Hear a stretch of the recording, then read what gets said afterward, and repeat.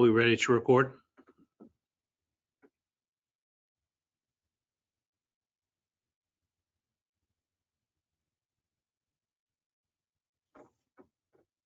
Yep, we're recording. Okay, thank you. We'll actually get started now, and I appreciate everyone taking a few minutes to let us start a couple of minutes late while some other people were trying to join us on the session today.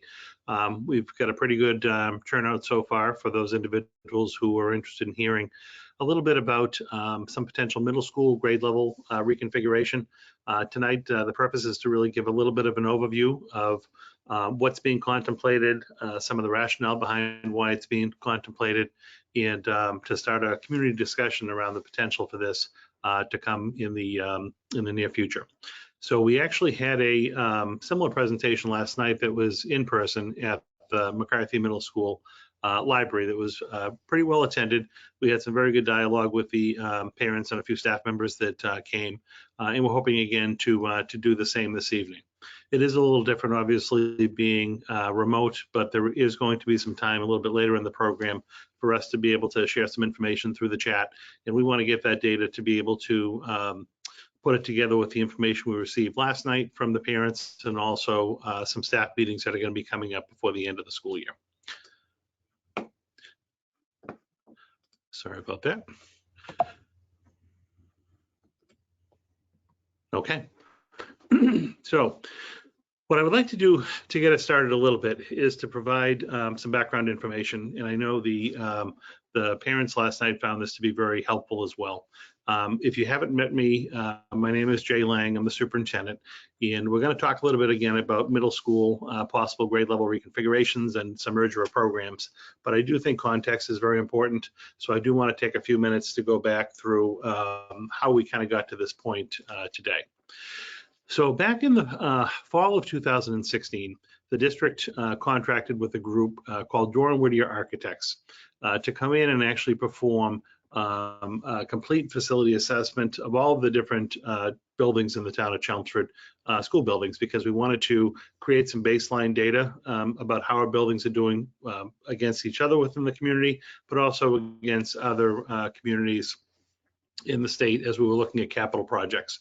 And we asked Dore & Whittier to work with us for two particular outcomes. First, we wanted them to help shape a 10-year capital plan for the district, because the town and the school department every year do manage to fund and conduct some facility upgrade projects in the buildings. We spend anywhere between $3 and $3.5 million of repairs. A couple of recent examples would be at the Parker Middle School, we actually put in a new kitchen facility for the students and the food services staff. At the McCarthy Middle School, we put in a new auditorium.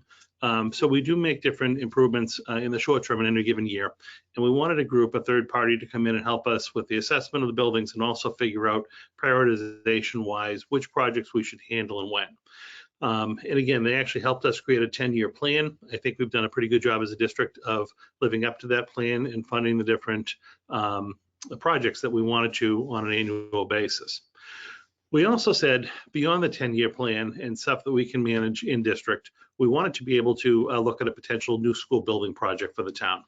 Our town schools, we have 7 primary schools that we use on a day-to-day basis, in addition to Westlands, which serves our CHIPS preschool and community ed programs. But we have 4 elementary schools that feed 2 middle schools currently, and then a high school. And our newest school building is the high school, which came online in the early 70s, 73, 74. And then all of our other buildings kind of predate that. So we believe the community is ready for a new school building project, and we wanted to have Dore & Whittier help us figure out which would be the best avenue to take. So back in 2016, a couple of things that we did have to take into consideration. As a town, if we were to build a new school building project, it is a project we believe that has to have full community support. So to be able to get funding for a new school building project, we would need to go to town meeting to get town meeting to support a project. We would also then have to have a town-wide vote for some type of a debt exclusion or debt exemption to fund the project. That's why it's so critical to work with the Massachusetts School Building Authority on the projects, because they help defray some of the costs for the programming. What a community receives in funding from the MSBA is all based on the community's ability to pay for a project. And in Chelmsford, we would receive about a $50 million reimbursement. I'm sorry, 50% reimbursement for a project that we were going to be conducting. So if we were going to be looking at the time, we were thinking of a new high school project, that could easily be in the $150 million range. And obviously we would want to get about 75 million from the state, and then the town would only have to try to fund the other $75 million. If it was a middle school or an elementary school, obviously the total budget goes down, but we would still receive that 50% reimbursement for the projects. As a town, again, this is back in 2016, one of the things that we were grappling with was trying to find a project that we could get the whole town to come around and support. There was a general consensus among, I think, the school committee at the time and the administration in the schools that historically the town has been very generous towards funding education, and I'm very proud of the town for doing that. But there is a concern about multiple projects coming up in a row as far as the town's ability to fund or kind of get behind that. So we do as a district have an enrollment increase, but our enrollment increase is at the elementary school grade level, and we have a little bit of a decrease at the high school level. Which gives us a unique challenge that some other districts don't face. Sometimes you have a district that has just an increase at all grade levels, where you'll actually see our enrollment projection as a district. Right now, we're around 5,000 students. It'll peak in the next couple of years up to maybe 52 or 5,300 students, but it's not as significant as another district that was having an across-the-board increase. But one of the things we have to take into consideration is that we're at 5,000 right now, but our elementary is going up. At the same time, our high school is going down. That's why we're actually seeing that district-wide stabilization in enrollment. So as we're looking at a project, again, this is back in 2016, we said, what could we do if we wanted to kind of get around one project that would help our elementary population, it could help our middle school population, and obviously also help our high school population, so that we didn't have to keep going back to the town school after school after school to try to receive funding. We thought that was a little too risky. So at the time, we actually prioritized the high school project. And the thought process was, if we could actually build a new high school in town, it would be a new state-of-the-art high school. We would likely build it near the current high school on Graniteville Road. Our current high school, which is our newest building in town, which opened in the 70s, could actually house and be a very nice location for our two current middle schools to assume a new facility. So our high school students would receive the brand new high school. We could relocate our two middle school populations to the current high school so that they have a new facility. And then what that would allow us to do is actually, at the time, either take Parker or McCarthy offline as a middle school and potentially use one of those two buildings as a fifth elementary school. Because again, we do have that increase in enrollment at the elementary grade levels that is going to be going into the middle school grade levels, and we need a little bit of extra space. So we thought in one fell swoop, we'd be able to possibly accomplish a project that the town would have to fund once. So we'd only have to get that support one time, and it would actually take care for the next 10 to 20 years, our elementary, middle, and high school needs. So in 2016, we submitted our first statement of interest, which is basically an application for funding to the Mass School Building Authority for a high school project. And we've done that each and every year to present.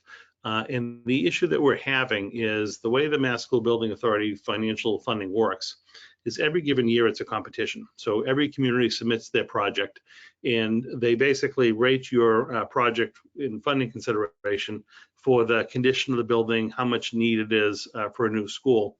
And what we're running into on our high school project is the fact that our high school is our newest school. Our schools in general are very well maintained, but in particular, the high school, we've done a lot of upgrades and maintenance to that building.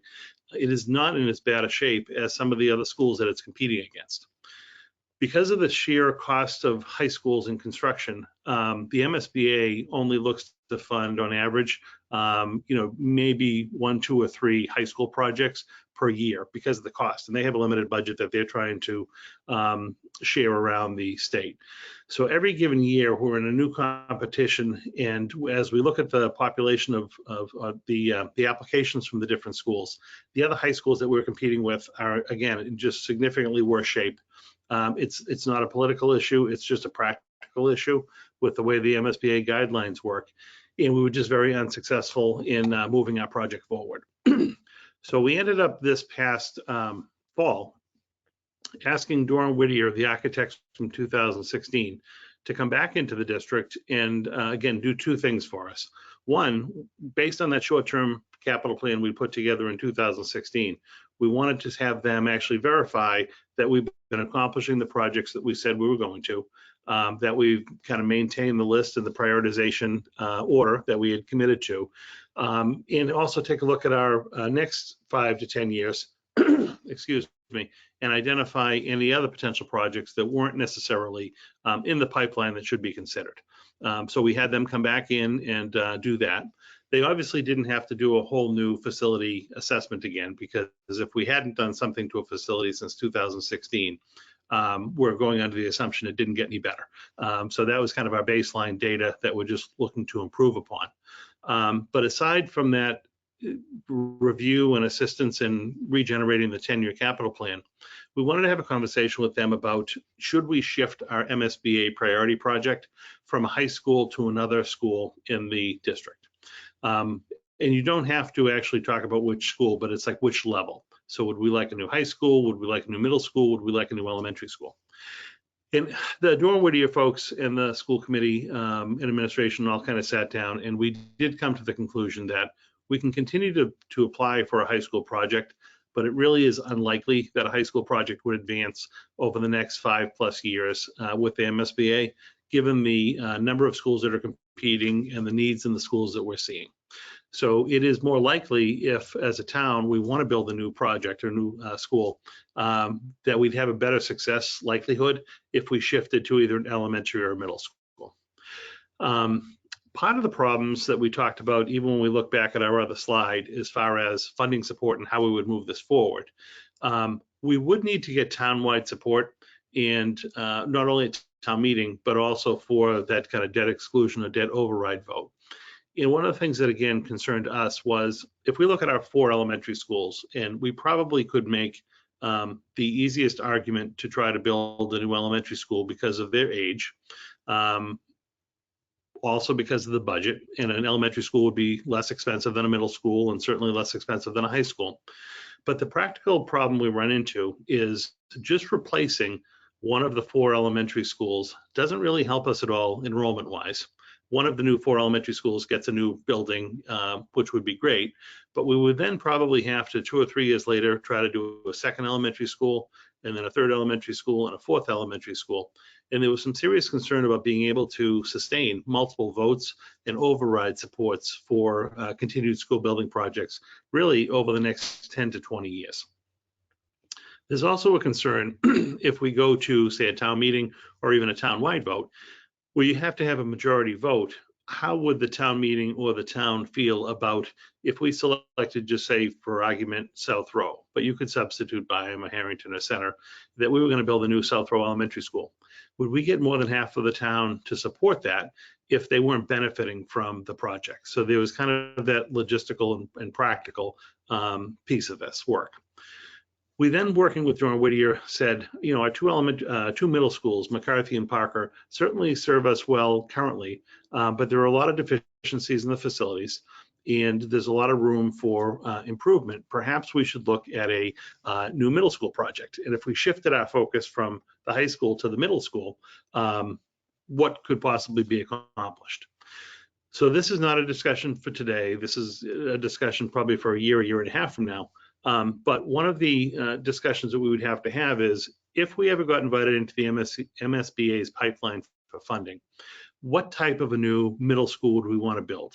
We obviously wouldn't want to be in a scenario where we kind of create a have and a have-not situation, where one of the current middle schools is brand new and the other middle school is old and not as up to date and current. There are some communities that if they're going to build one school building project that have built a, like what we call them, kind of a mega middle school. So they would build one middle school for the whole town that would be grades 5 to 8. If you take a look at our current student population of the two schools, it's about 750, 800 students per building. So that's a big school to build as a middle school. It would almost be the equivalent of our high school. If that were ever going to come to fruition or be part of the discussion, a lot of schools will operate like a school within a school. So you'd have some common and shared space within the middle part of the building. You might share, say, a gymnasium or a cafeteria or administrative spaces. And then off to the left, you might have your whole 5th and 6th grade school. And off to the right, you would have your 7th and 8th grade school. Oftentimes, you even have different administrations and you operate kind of an upper and a lower school. So the concept of a large or kind of mega middle school, was discussed and could be discussed in the future. The other concept that seemed to make some good sense for us to take a look into is if we had the opportunity to build one new middle school, we currently have enough capacity within both of our two middle schools to basically operate 2 grade levels of students in the district. We're operating 4 grade levels now with about half the district, but we could have a situation where if we want to get a grade level of students, say, out of the elementary schools to free up some capacity and some space at the elementary schools, if we were to shift 4th grade out of the elementary schools, again, that would free up 5 or 6 classrooms for expansion at the elementary level. We could potentially build a brand new school in town, district-wide or town-wide, for all 4, 5, and 6 students to go to. Again, we'd be adding a grade level and maintaining the 2 grade levels we have, and then you could eventually repurpose, say, McCarthy Middle School to be a town-wide 7-8 school. So that, again, could be one unified project that we would hope we'd be able to get the whole town behind. All students in town would be able to benefit from going to that 4, 5, 6. Another concept was potentially going with a 6, 7, 8 and reutilizing one of the two middle schools, McCarthy likely, as either a 4, 5, or you'd potentially even have another school where you could have 5 elementary schools. So there are a lot of different options that we can really kind of look at when we get to that phase of the work. And we don't have to do that now. What we're going to hope to do is if we get invited by the MSBA into their funding pipeline, they would then come out and work with us to determine what would make the most sense. Again, a mega middle school, a brand new 4, 5, 6, a brand new 7, 8, 6, 7, 8. They're all different iterations that we really don't have to kind of decide now, but the decision was made. We think it's more possible and probable that a middle school application for Chelmsford would be successful in getting through the MSBA's pipeline. So that's what we're going to try to do. We did back away from the high school project. One of the key things that we have to as a community think about, though, we did file an application at the end of April this year and shifted our focus to be a middle school. Even in a best case scenario, we'd be looking at 6 to 7, 8 years out before we actually got all of our different funding approvals. We went through all the different stages of review, construction. So a new building wouldn't be opening for 6, 7, 8 years, and that's best case scenario. There are a lot of communities that actually have to submit an application year after year after year to get the approval, which really makes that, an earliest 6 to 7 year timeline, as I indicate. It could easily be, 8, 9, 10 years before we were able to have a new school building. As that work was going on, one of the things that Dora Whittier talked to us about, and as an aside, we also have another group in the district called District Management Group, who's been helping us do some strategic planning work to put together a new plan for the next 3 to 5 years of what we'd like to see, like programs and services and things like that in the district. And one of the things the DM group had identified in the needs assessment, and we heard this from teachers and we heard this from parents when they were doing their work, was that we do have a lot of scheduling issues within the district that impact schools. We're going to get into that in a little bit. We have some just operational efficiency issues in our schools that could be adjusted to really make the instructional program better than it is. On a positive note, all of the different reviews have talked very highly about the staff that we have and the curriculum that we have and the implementation on that end. There are just a lot of little operational efficiencies that could be gained to make our programs really better. So both Jordan Whittier and DM Group said, if you're looking for a new middle school project to potentially come online, 6 to 10 years down the line, that's a lot of time to not take a look at your existing buildings within the district and see if there are ways to do things slightly better or more efficiently than you currently are. And at the present time, at the middle school level, we have what we consider an 8-strand middle school at both Parker and McCarthy. So in the 5th, 6th, 7th, and 8th grades in both buildings, we have 8 core academic classrooms in the building. So they're basically a mirror of each other. Instead of having those 2 schools running grades 5 to 8, we have the capacity to actually have, say, Parker, for instance, be a grade 5 and 6 school for the whole town, and McCarthy be a grade 7, 8 school for the whole town. So that students would then still stay in their elementary schools right now through grade 4, but eventually all students would roll up to Parker School, for instance, for grade 5 and 6, and then everyone would transition over to McCarthy for grade 7 and 8. They said this is really something that we should take a look at in the relative short term over the next couple of years to eventually help that issue of the 6 to 10 year wait while we're looking for a new middle school project to come into play. So that's where we kind of come to our discussion tonight and some of the work that we've been doing since this past spring. One of the things that we wanted to do to explore this possibility was obviously talk to staff, talk to parents, and then really try to engage the community in general about how they feel about this concept. So I convened a group back in end of February, early March of teachers from both buildings. We wanted to make sure we had a representative group. So we had a teacher from each grade level, we had a specialist, we had administration from each school come together and do a number of different exercises with me to talk about the pros and cons and what this would even look like if we were to consider doing this. And the one thing I had told them early on when we started this process, and I want to make clear to the audience who's watching tonight, is this work is not being contemplated for change for this coming fall. So nothing is changing in the district grade level configuration wise or school configuration wise for this coming September of 22. Anything that we're talking about or potentially considering enacting would be at least a year behind in September of 23. So if you're listening, if you're nervous about changes or how things could be affected for this coming fall, you don't have to worry about anything. There are going to be no changes to the current makeup of the schools for right now. We're thinking a year out because we would really need to put working groups together of staff and even parents to kind of work through some of the logistical issues that would come up in a merger like this. And I don't think any of us would have any or all of the answers right now. But what we wanted to do, and we're going to do with you tonight, albeit virtually, but we did with the working group, was go through an I wonder exercise and a plus and minus exercise. And the I wonder exercise was basically when we got together as a group, just talking about, everyone had kind of heard a little bit about the possibility. People had obviously signed up to be on this working group. And I said, before we even start talking, we get into the, what is a potential plus for this? Or what is a, potential drawback of considering this? What do you actually wonder about even just the concept in general? So I'm going to share with you the data that came from the teacher working group. So this is our kind of staff working group.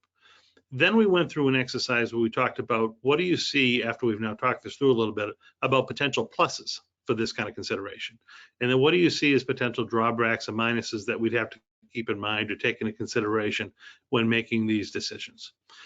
So the first one, and again, this is kind of a representative number of comments that had come out from the group, was, well, what is the right size for a school building? What's too big or what's too small of a student population? And it's hard to not get into some of the nitty gritty information because we had just talked about like a mega middle school and, what would be too big, what would be too small. But, a discussion about what is the right size for a school building. There was also a question or a wonder about, what would a 2 grade level configuration look like in the buildings? Does it create too many transitions for students? Because we are always concerned about student transitions being as seamless as possible. students making a connection to their school and school community. Would 2 years not be enough to be able to make that connection?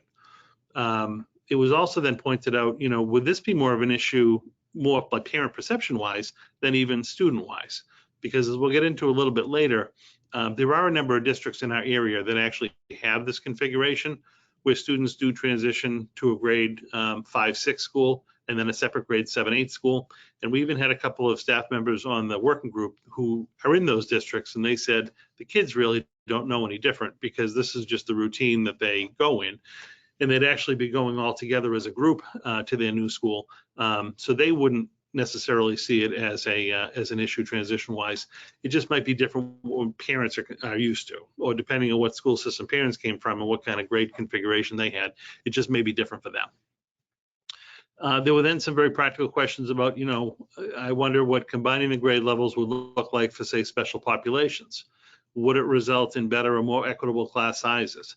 Would it be better for more and different groups of students to be able to be together, to be scheduled, and to be able to be serviced, and not or create better services? Again, this is coming from a staff group, but they were wondering what would happen with the teaming configurations in the schools. Would they remain the same?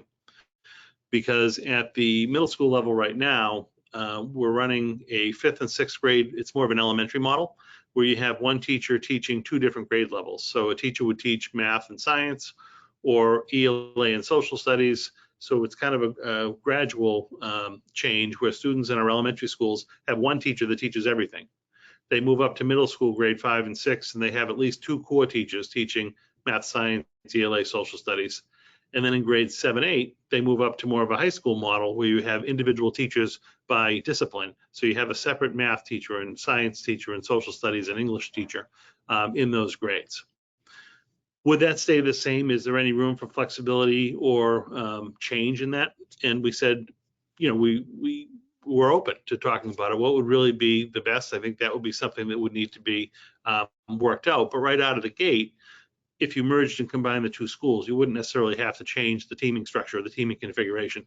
It could stay the same.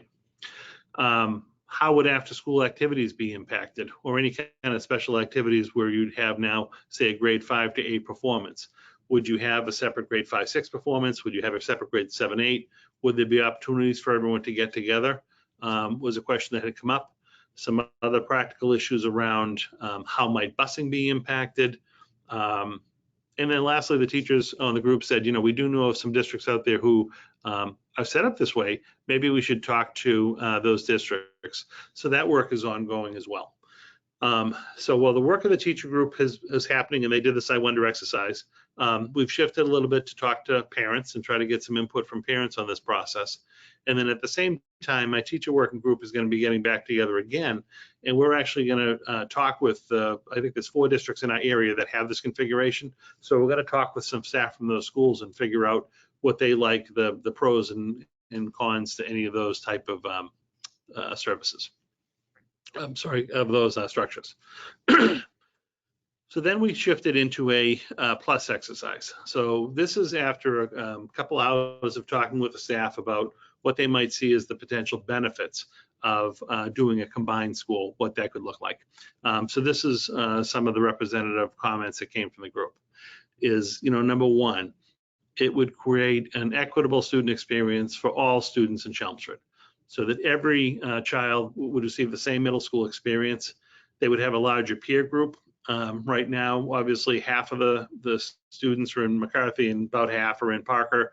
A lot of the students do see each other and interact with each other in outside sports and activities and things along those lines, but they don't really come together as a full peer group as a community until they hit high school. What this would allow us to do is actually have everyone have, again, that same equitable experience, and you'd be getting your peer group together earlier in 5th grade. It would help us in the moving across the top in creating right out of the gate district-wide equitable class size and district-wide equitable distribution of students. So on any given year, it can shift a little bit as far as our class sizes are concerned. But right now we have slightly higher class size numbers at McCarthy Middle School than we do at Parker. Obviously, if everyone were to come together in one building, and instead of dividing your students up over 8 teachers, you had 16, it would make, again, equitable class sizes, and it would bring our average class size through middle school, even if we didn't change the teaming configuration with teachers, down to about 23 to 24 students, which again is very desirable at the middle school level. Another plus is, right out of the gate, doing such a model would address the elementary feeder pattern issue that we have with Byam and Harrington School, not feeding into Parker, but McCarthy instead. So if you don't have a student at Harrington or Byam, this may not have concerned you, but we do have a geographical map of the town that basically designates which schools kids go to. And there is a little section of town where students enrolled at Byam and Harrington, you start in kindergarten, they come all the way up to 4th grade with their cohort, but then based on geography, it's about 10% of the students in 4th grade are districted over to McCarthy Middle School instead of Parker Middle School. So about 90% of the kids from 4th grade at Harrington and Byam are going to Parker as a group, and the 10% have to go over to McCarthy. Again, it was done in the past around, busing maps and student enrollment and a way to kind of properly spread that between the two schools. It is a concern, and every year I get calls from those parents who would really like their kids to be able to stay with their friend group or their friend cohort and go off to Parker Middle School. This year, we actually were able to accomplish that and to work with them on that, but not in every year we can do that. This right out of the gate would just have all students in the districts moving from 4th grade up to 5, 6 at Parker, and then on to 7 and 8. Bottom left-hand bullet, the blue one, it also addresses the moving issue within the district, and it eliminates those moves between the two middle schools. So again, as we have this map of the town that kind of indicates which school you go to, we do have students at each month on any given basis. If you move within town and you happen to be within the Parker district and you move to the McCarthy district, you need to move schools because oftentimes we only run bus routes by neighborhood. We don't have them crossing over. So if you're someone who needs to take the bus to school, even mid-year, you don't have the ability to just stay at McCarthy. You would have to switch over to Parker. We do have a policy now that allows people to, if they move mid-year from, again, McCarthy to the Parker district, they can voluntarily agree to stay at McCarthy as long as they provide their own transportation until the end of the school year before they have to shift to go to the appropriate school for the following year. That is an equitable issue. We have some parents in town who have the ability to transport their kids from one school, and that's not a big issue. But if you're someone who does rely on either before or after childcare, or you rely on transportation, that is a barrier to be able to do that. So it does create an inequitable distribution of students. It also, that impacts all students in the district. So even if you're not the student that's moving, when you have new students on a monthly basis added to a class or removed from a class, it does affect the dynamic within the class. So that was something that came up during our discussions. The middle bottom green box talks about how actually shifting to this would be very developmentally appropriate and more age appropriate than having just a 5 to 8 grade span. We do have a lot of parents who, particularly coming from 4th grade into 5th grade each year, are a little concerned about their incoming 5th grade student being in a building with, say, 8th grade students. We have a little bit of that when it gets to the high school, obviously, too, with freshmen and seniors, but the kids are older. I think it's just a little bit more understood and accepted. But there is a significant developmental difference between an incoming 5th grade student and an 8th grade student.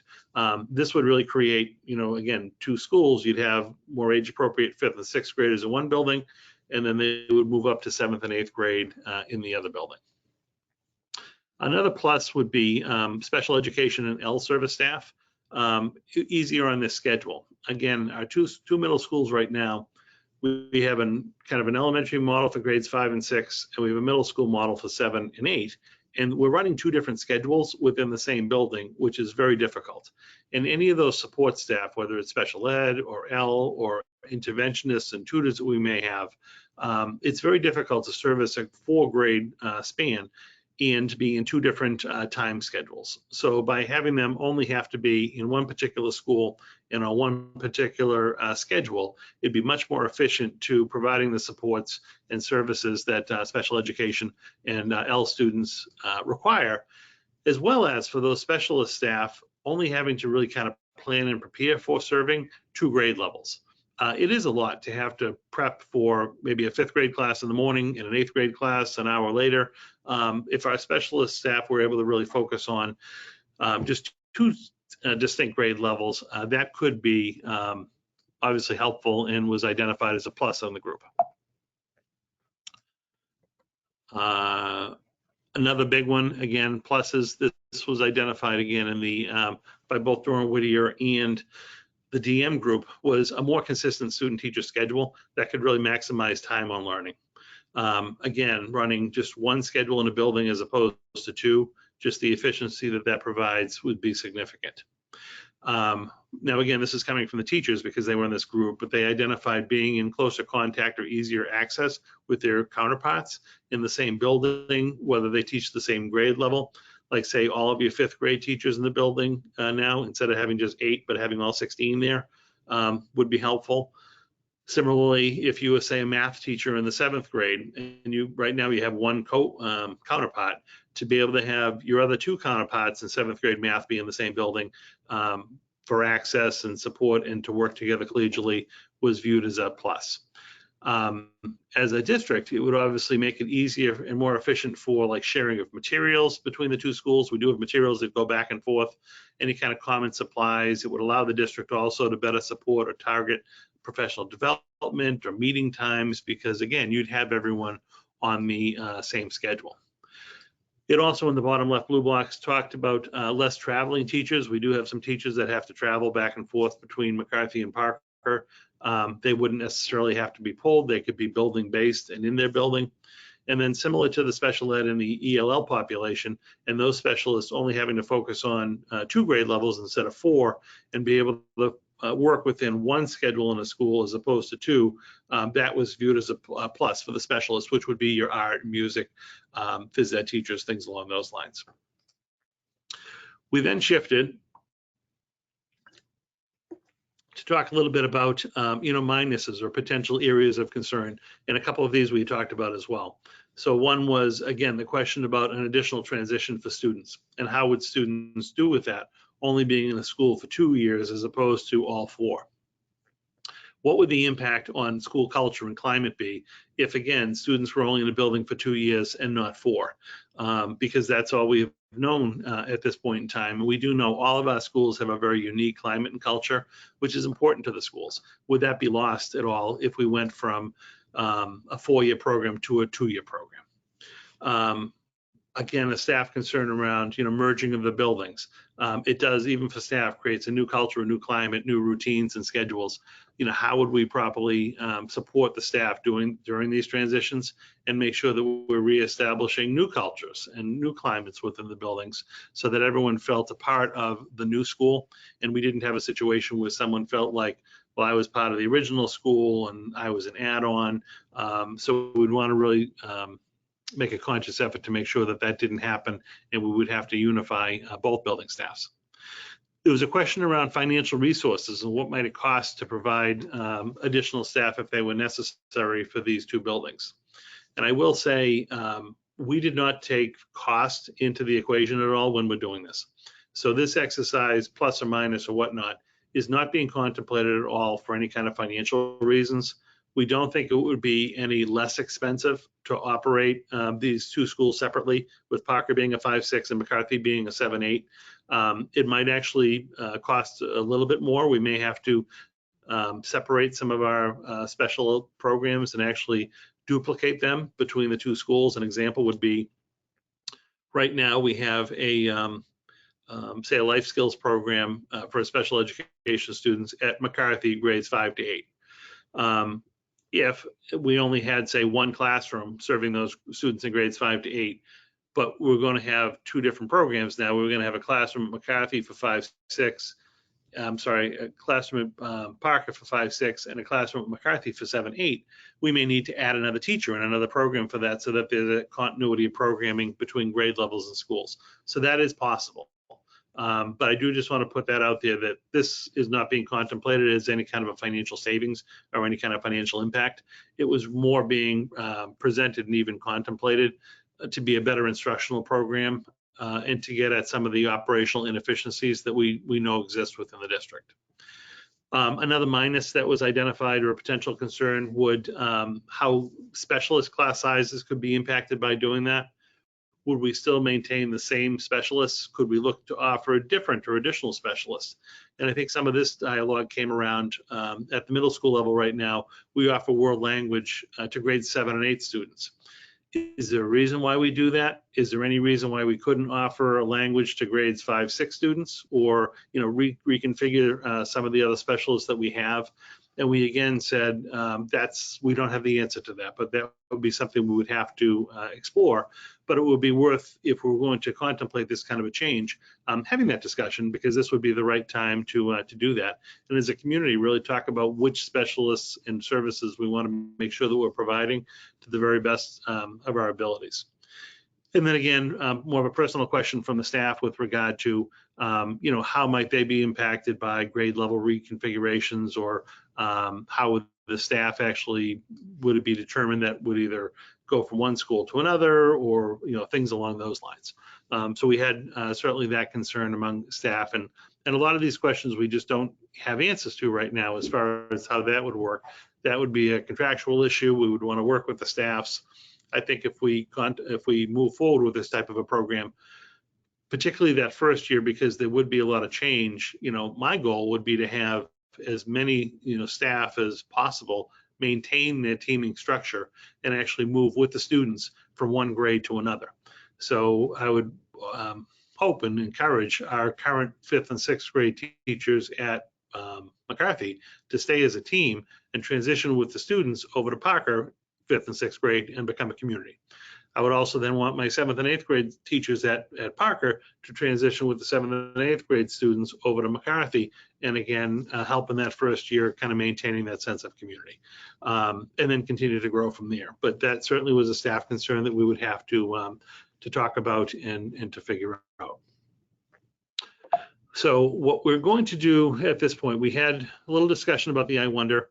We had a little discussion around some of the pluses and the minuses that the staff came up with. And I know that this isn't quite as easy to do remotely, but I would like to go through this exercise with the parents who are on today. So here's what I would like you to do. Take a few moments, and you're just going to be working by yourself. So we did this exercise with the parents last night as well, and we took about 2 minutes of just kind of silent reflection time after hearing what I had talked about and discussed, to jot down like an I wonder, or where is your head at now? What are you kind of thinking after hearing the history of how we got to here, what this type of an impact might be on you personally, or what you think would be for the school system. But what are you wondering at this point that you would want to be able to kind of flesh out a little bit more as we have this discussion in the coming weeks and months? We'll then shift and we'll do the plus and minus exercise. And then we'll have different people as we put in the chat. Linda, our assistant superintendent, will actually call on people who are interested to read out their response.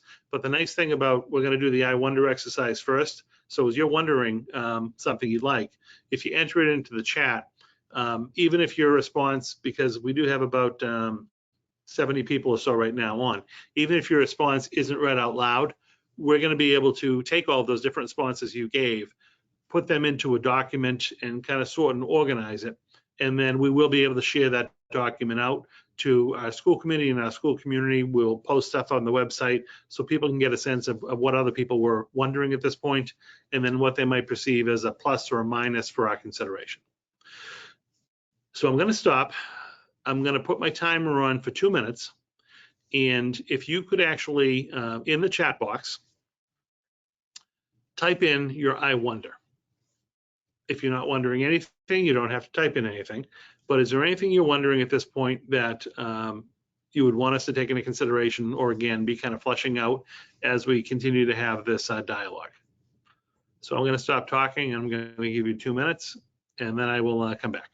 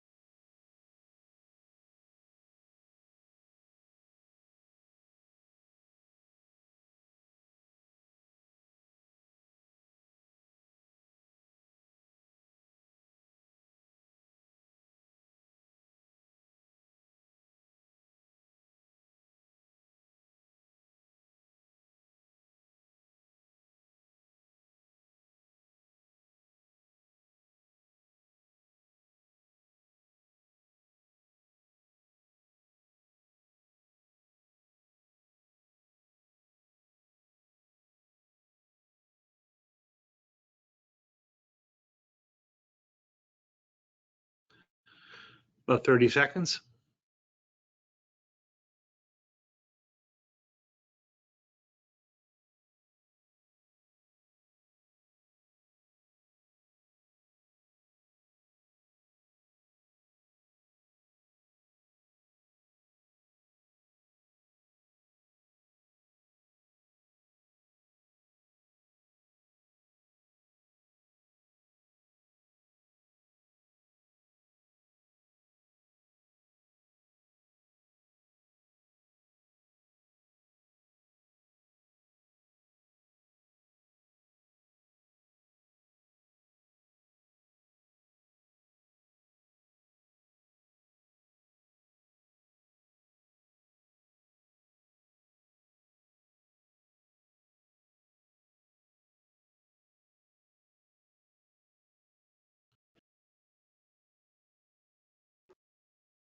Okay. So we've taken a couple of minutes to kind of write down an I wonder at this point. And I'm going to leave it up to Linda to figure out which option you think is better.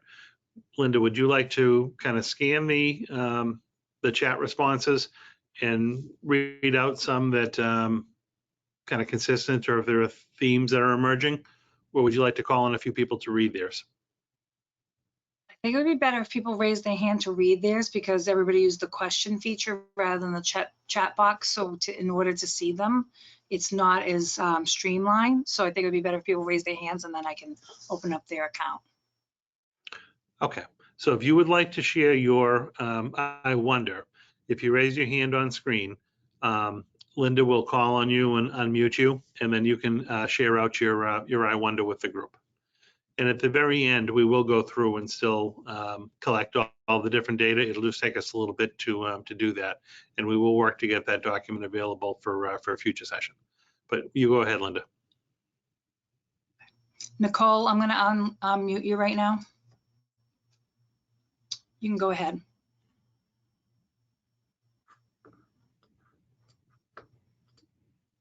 Hi, Nicole, can you hear us?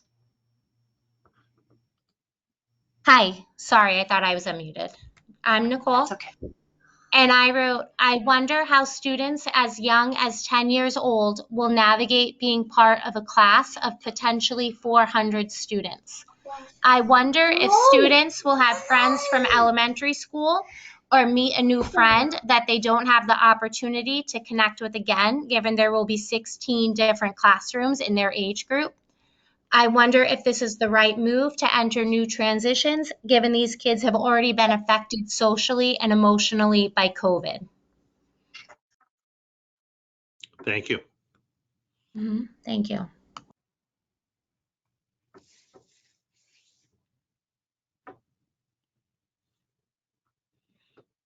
Laura, I'm going to unmute you right now. Just make sure you press your button and you can talk. Hi, thank you. This is Laura. Would there be different start times for Parker and McCarthy for the different grade levels? And then would the number of buses needed be impacted? Okay.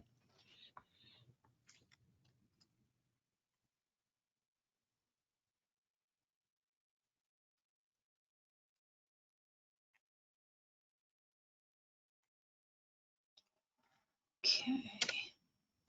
All right, Diana, we're gonna unmute you now.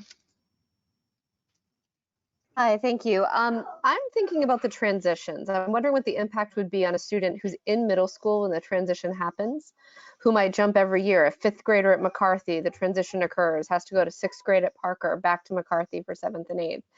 And really thinking about, the research out there, it's conflicted, but there is some compelling research about the potential detrimental effects of middle schools in general, as compared to say 7-12 or K-8 configurations where students have the chance to spend longer building relationships in their communities. And I'm wondering how much that might be aggravated. The negatives that might be true for middle schools in general might be aggravated by even smaller grade bands.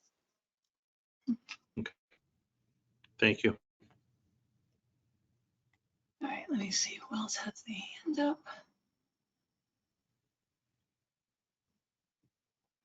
All right, I'm gonna put up Lauren first, Lauren Romano, and then I'll go to Laurie Harris. So Lauren, let's unmute you. Go ahead. Hi, can you hear me? Yes. Thanks so much. Okay, so I had the same question about the buses where we have 5th through 8th on the same bus with the same pickup and drop off time now, how that would change, and then also if after school activities would be impacted as well. Okay. Thank you. Thank you. And then Laurie Harris, I'm gonna open up your mic. Okay, you're all set. Hi, this is Laurie. I have a question about the buildings, actually. Will the interior of either Parker or McCarthy need to be changed or altered in any way in order to accommodate the grades that they will be housing, like different for all 7th, 8th grade compared to just 5th, 6th grade? Okay. I'm going to give just a couple of quick responses, just because they're more factual than kind of getting into pros and cons about different feelings on things. The busing question, I think, as we first took a look at this just logistically, if we were to merge the two buildings and have to do town-wide bus runs, at first glance, it would seem to make the most sense to maintain the buses to be grade 5 to 8 kids on the bus, and to have the buses do basically a town-wide loop. It'd be a different bus route, but do a town-wide pickup of the 5th and 8th grade students at the same time. And we would likely then, just as a district, have to work to like stagger the start and end times of the two schools by about 10 or 15 minutes. So the buses would likely pick up the siblings if they're at the bus stop together at the same time, and do a drop at, say, Parker. I'm just going to throw this out there at 8 o'clock, and then bring the other students over to, say, McCarthy for 8:15. You'd need a 10 or a 15-minute window, and then reverse in the afternoon. That way, we wouldn't have to provide more buses. We could use the existing bus fleet that we have. Again, a 10 or 15-minute start or end time adjustment, I don't think would be too significant to schedules, especially if the siblings were riding still on the same buses together. So that was just kind of a quick first glance response to you on the busing issue. And then the last, not caller, but the last speaker had mentioned the any upgrading of the facilities necessary, and there really wouldn't be any, because both schools are currently serving a grade 5 to 8 population. So they have students in grade 5, 6, 7, 8 in the same building right now. We wouldn't necessarily have to retrofit or upgrade the buildings like you would, let's say, if it was coming from an elementary school, where even like your bathrooms and things like that would be smaller sized. In the middle school right now, they're functional and serving a grade 5 to 8 population. So there would be no facility costs in the in upgrade wise. All right, so I appreciate those few I wonders, kind of where we're at right now. And what I'd like to do is take about maybe 3 or 4 minutes, and we'll kind of monitor how quickly things go in and then how much they slow down. To just focus on what you, again, after hearing what we talked about tonight, or even what you've been thinking about, what you might identify as a plus, or an advantage of doing this type of a merger, where both middle schools come together. Parker becomes a 5-6, McCarthy becomes a 7 and 8. Linda, would you like them to use the chat this time instead of the question, or what's easier I for you? was gonna say, if you could use the chat feature, it'd be easier for me to capture the questions. Otherwise, I have to go into each one of these individually.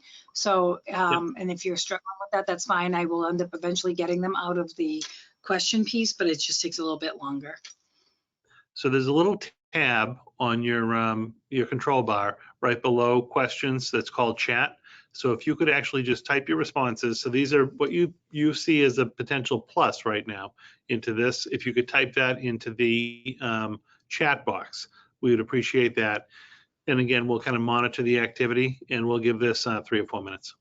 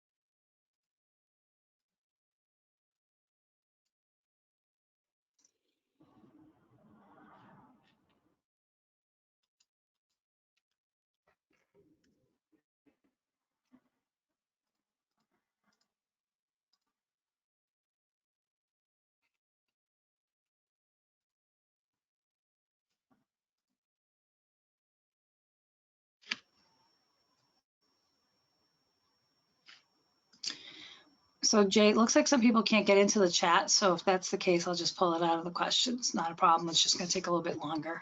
I won't be able to give you like a quick synopsis.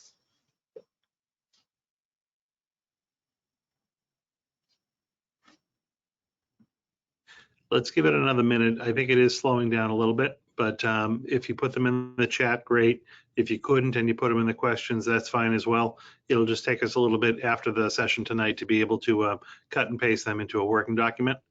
But similar to what we did with the I Wonder, in about another minute or so, Linda, maybe we can call on 3 or 4 people to just share some pluses as they see it.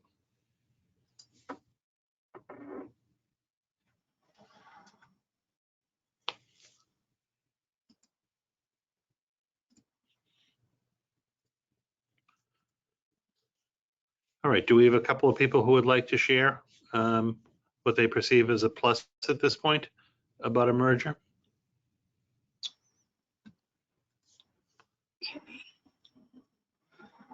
So I know for Tiara, you had your hand raised originally for the I Wonder.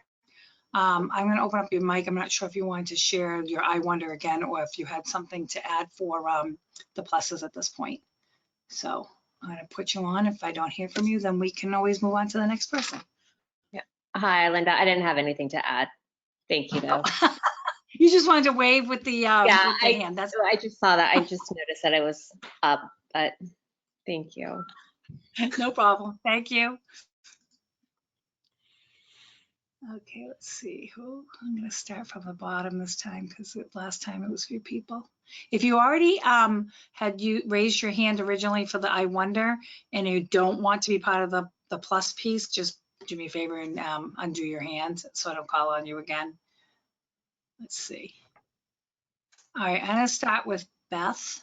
So Beth, why don't you, you're muted. Hi, can you hear me? Yes. Okay, great. I would say my child was one of those students who most of her peers went to Parker and she went to McCarthy, and it's been a wonderful experience.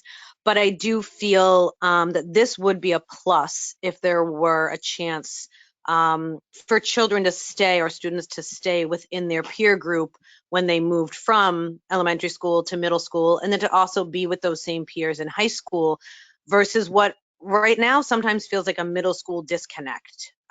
where some, we see friends from elementary school and then they go to different middle schools and they might get together back again in high school, but there seems to be that disconnect there where, of course, was probably exacerbated by COVID, but I do see it as a plus if we're able to keep those kids together in some way.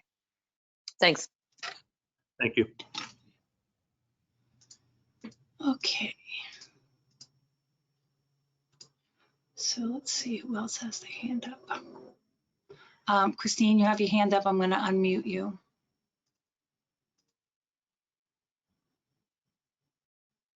Oh, Christine, I'm not sure if you're not connected to audio. I'm not sure if you're using another device for your audio or if you're just listening in. So I'll check and see if I can find you somewhere else. And I'll move on to the next person as well. So Elizabeth, I'm going to unmute your mic.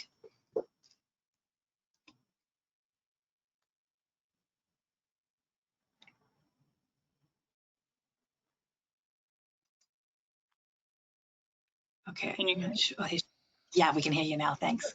Sorry. Yeah, I like the idea of giving the kids, the whole population of kids their age to meet sooner. I think that when you have a larger population of the same age kids, particularly the kids who have a harder time finding their people in school, and middle school is such a hard time for that you give them a better chance of finding, the kids that they will bond with sooner before they get to high school. And I think middle school is so tough as it is that the sooner they find more people, that's probably a better thing. Okay, thank you. Right. Back and see if I can find Christine anywhere else on another device. I'll go with Laurie Harris right now, and then I'll move on to Lisa and David Bryant.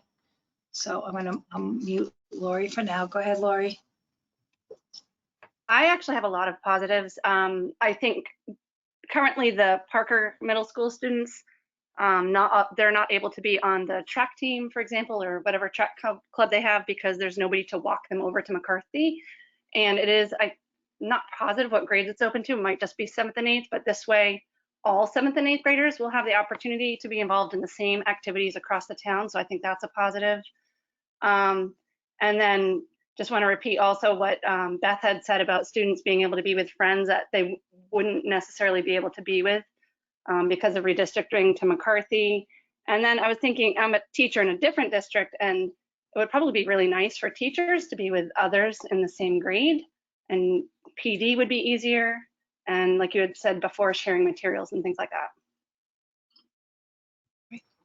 Thank you, Laurie. Thank you.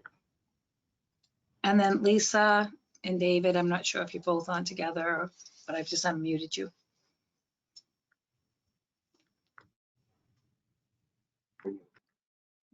Hi, it's Lisa. David's here too, but just I'll do the talking.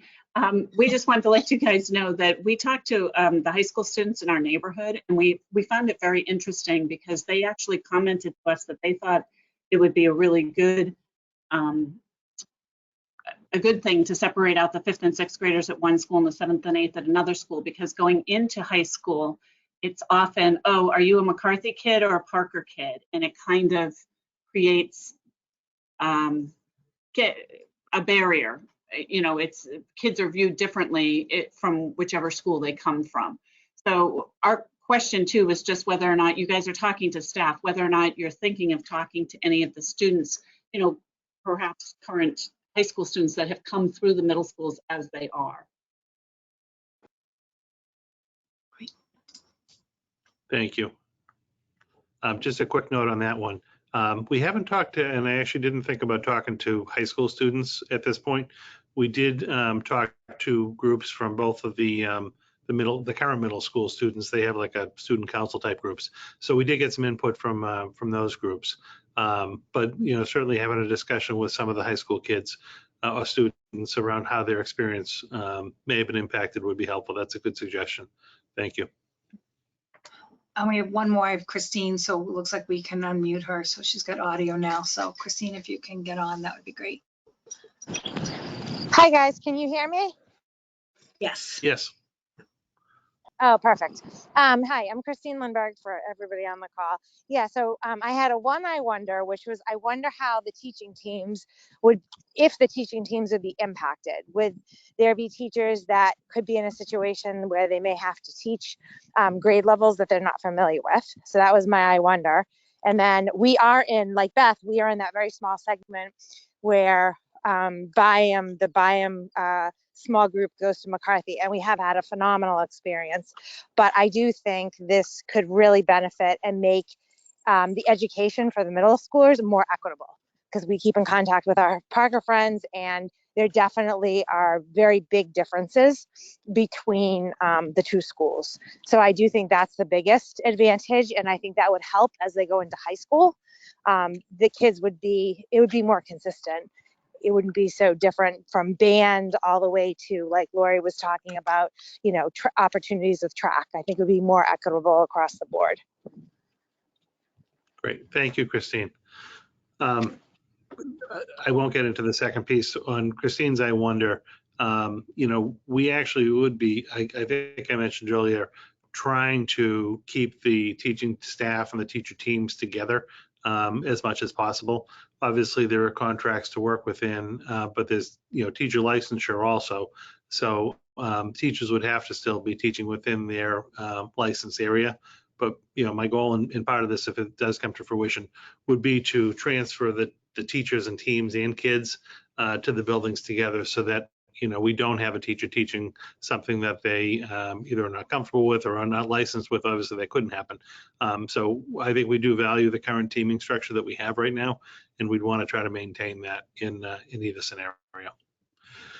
All right, let's take a shift and work for about another 2 or 3 minutes on what you might view as a minus or a concern at this point about this that would need to be, further investigated or fleshed out a little bit to alleviate concerns or fears about this type of a consideration. So we'll do, again, 2 or 3 minutes until we see the number of comments really start to drop down in either the chat or the question boxes.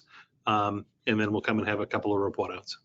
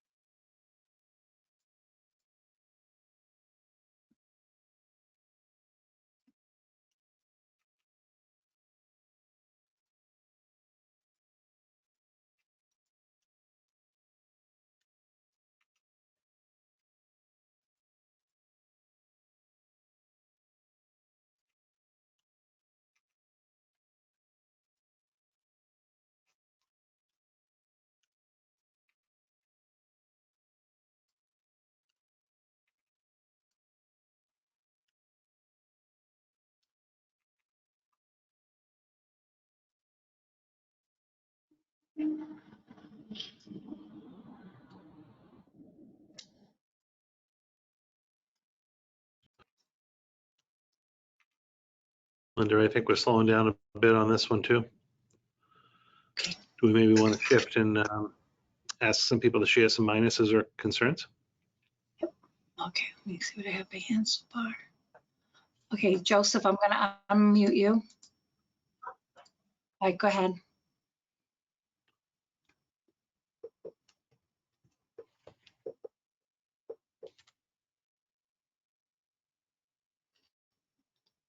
Joseph. I have unmuted you. If you can't find your mic, I can come back to you, so I'll leave your hand up. You just have to put your mic on so we can hear you. Okay, so Joelle Morris, I'm going to unmute you. Yes, hi, can you hear me? Yes. Yes. Hi, it's Joelle. Thank you so much for this forum to share feedback. I think my plus got caught in the question, so I just wanted to quickly say that. I think doing the 5-6, it could be an easier transition for elementary students, maybe more like an extension of elementary rather than jumping right into middle school. And then one of the concerns I have is if we do the splitting of schools grade wise, would there be anything additional that could happen, to monitor kids on the bus?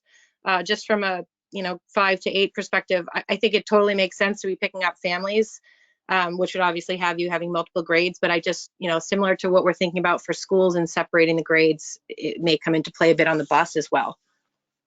Okay. Thank you. Thank you. All right, Hillary, I'm gonna unmute you right now. Oh, Hillary, I don't have audio for you right now. So if you want to check and see how you're using your audio, I'll come back to you and I'll put you on a hold for now. Let's see. Why haven't we heard from you too? All right, let me go back to Lisa and David again, which sounds like Lisa's the spokesperson. So hold on, let's unmute you. Go ahead, Lisa. It was pretty much the same as what the last person just said, that it doesn't alleviate the current concern of 5th graders riding the same bus as 8th graders. Okay. Right. Thank you. All right. And I'm gonna jump up to Christine again. So go ahead, Christine. Hi guys. Yeah, so I think one of my biggest concerns is just the transitions, right? Because the middle schoolers, as you guys all know, they go through a lot in these middle school years, and just being able to manage an additional transition and all the anxiety that may come with that. It's a negative, but I think if we have the right supports in place, it could work. But that's something I think we have to be really sensitive to. Like, I know that my kid's going to be in 7th grade next year, and it's very nice that he's not having to change schools, right? It's going to be a big enough jump just going from 6th to 7th. He's familiar with the building. He's very comfortable. We'd have to really manage that, I think, and manage it really well. Yeah, Christine, I couldn't agree with you more. Not only in the long term, but if this were to happen, that short term, there's going to be that 1 year where I think one of the previous callers alluded to it too, where you might start at McCarthy, go over to Parker, and then go back to McCarthy, or vice versa. You could have a situation where you were at Parker and having to go to McCarthy, and so that is going to be something. I think that first year would be particularly difficult. So we'd have to really make sure we're on top of all of our game that year. But then even beyond that, transition years, we know just historically are difficult and can be challenging for kids. So we need to make sure that we have those supports that are fluid going from level to level. Thanks, Christine.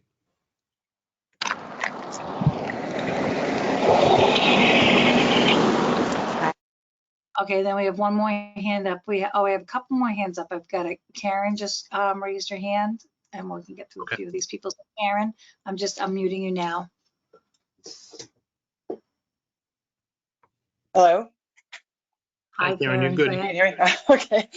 So I guess I actually wrote a couple. Well, really only one negative thing, but I just wanted to say, since we're talking about transitions, is in my thought though, since everyone's transitioning together, because I like the fact that we have 2 schools already. If you were taking one huge middle school and dividing it with not the staff, like with not having staff, and you're not going to hire more staff, I would have big issues with floaters. But you have the staff, and I do like this idea, and transitioning together. It's not like they're having to go to a whole new transition with a whole new group of kids. I think that's going to alleviate, a lot of the issues. So in my mind, that second transition that I never cared. I grew up in a 5-8. I had K4, 5-8, same as we did here. And so I'm always, I did love this system, but I'm definitely more on board with this. And I think transitioning as one big group will alleviate, a lot of the stressors. And like I said, if you're not floating like the specialist teachers back and forth, I think this can be very beneficial overall. So it's not really a minus. I apologize, but I just figured it was easier to say than type. So. All right. Well, thank you. And I have 2 more hands up. Yep. So Nicole, I'm going to open up your mic again.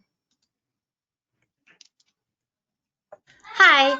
So I currently have children who are in kindergarten, 3rd, and 5th. And so I'm concerned with the transition of the current fifth grade students who've made connections with the administration and staff at Parker and would be the first grade to transition to McCarthy with that already existing school population of middle schoolers there that feel comfortable in their school, especially if none of the specialist teachers or staff and administration will be transitioning with them. So kind of some of the what another parent was commenting on with like the McCarthy versus Parker kids scenario. And then I would say I'm also concerned with the impact on families who have siblings across multiple schools and how this will spread families thin for school events and take away from siblings is like shared middle school experiences. I've actually taught fifth grade at Parker for 17 years, so I think it also takes away some of the leadership opportunities for the seventh and eighth graders that the fifth and sixth grade students look up to. Okay, thank you, Nicole. And then we have one more, so I'm going back to Tiara. So hopefully she wanted to talk this time. We're gonna unmute you again. No, No. you know what, Christine had already mentioned it about transitioning the fifth graders and supporting them. So I didn't have anything to add. Okay. Thank you. I very much appreciate your comments, and yeah, I have to say it's between the staff meetings we've had and even like the in-person parent meeting last night and tonight, there's certainly consistency within the I wonders as well as what people perceive as a plus and a potential drawback or something that would need extra support if this were to go through. So that consistency is important. One of the again, it's very difficult to have a discussion in this kind of a format, but for next steps, what we're going to do is actually take some time to go through all of the I wonders and pluses and minuses and put them together into a kind of a working document that we can eventually send out to folks and post as part of our consideration package for this. Again, our staff group is still meeting and going to be working on this throughout the rest of this school year.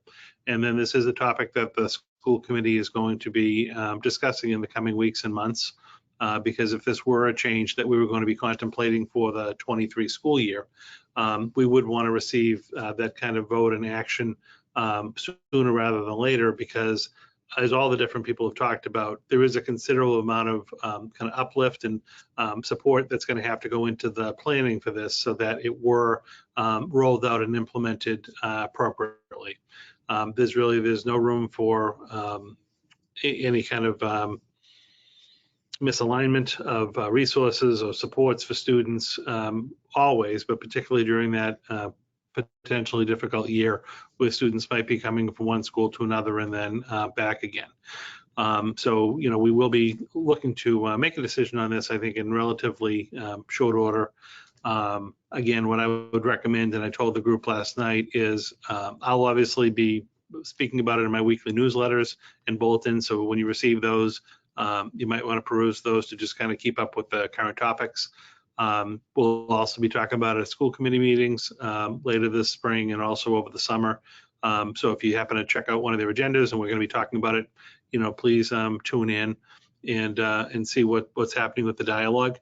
And then we will likely, once decisions are made one way or the other, host different kind of parent information sessions and working groups to start to flush out some of the actual nitty gritty of the plan that would have to go forward. So on behalf of the school administration, I very much appreciate you taking some time out tonight to listen to some of the background on this, why this is even being contemplated, some of the work that's been done already, and then some of the work that lies ahead. More to come, but I very much appreciate you taking the time out of your day and night to listen in and provide that input to help us as we're going through this process to really figure out what is the best course of action in the months and years ahead. So thank you very much. On that note, we'll conclude the information session. Linda, if you want to do whatever you need to on your end to make sure that we don't lose the comments in the either the chat or the questions, and then we can stop recording.